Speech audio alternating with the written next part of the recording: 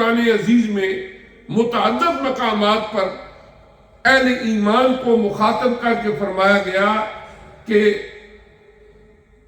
اے ایمان والو عمل صالح کرو، الا الذین آمنوا وعملوا الصالحات، سورہ العصر میں فرمایا گیا کہ وہی لوگ کامیاب ہیں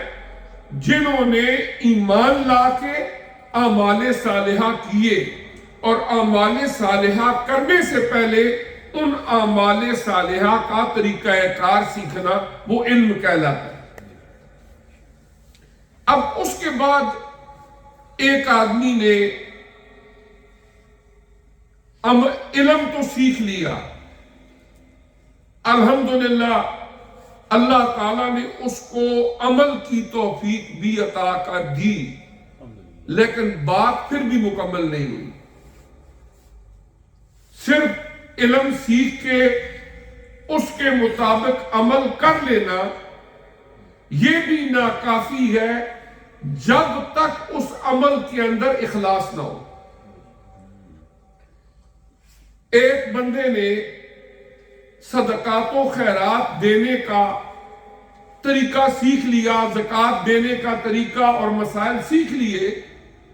اور پھر اس نے اس پر عمل بھی کر لیا، مستحقین کو صدقات و خیرات دے دیے، زکوٰۃ دے دی، لیکن اگر دکھاوے کے لیے دی، ریاکاری کی نیت سے دی، تو قرآن فرماتا ہے کہ اس ریاکاری کے ذریعے اپنے صدقوں کو باطل نہ کرو، کہ تم نے طریقہ سیکھ لیا، صدقات و خیرات کر دیے، لیکن تمہارے دل کے اندر نیت یہ تھی کہ لوگ کہیں کہ یہ بندہ بڑا سخی ہے، لوگ میری واہ واہ کرے، اور دینے سے پہلے ہی فوٹو ویڈیو یہ وہ، تاکہ لوگوں کو پتہ چلے میں نے یہ بڑا اچھا اور نیکی کا کام کیا ہے۔ اب کیا ہے، اگر نیت ریاکاری کی ہے تو علم ہونے کے باوجود، عمل کرنے کے باوجود بھی وہ اجر نہیں پا سکے گا جو کہ اعمال پر اللہ کی طرف سے اجر ملتا ہے۔ اب قرآن پاک کی سورہ الزمر آیت نمبر 11، اللہ پاک نے فرمایا نبی کریم علیہ السلام کو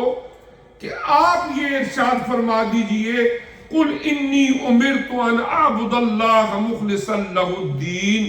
کہ مجھے اللہ کی طرف سے یہ حکم دیا گیا ہے۔ آقا علیہ السلام فرماتے،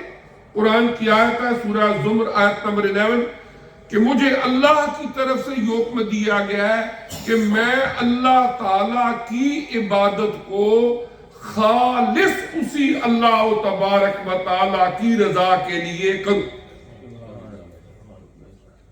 بخاری شریف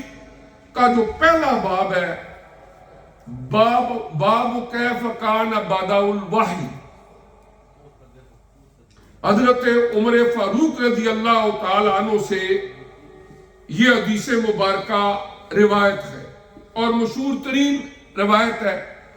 کہ نبی کریم علیہ السلام نے فرمایا انما الاعمال بالنیات،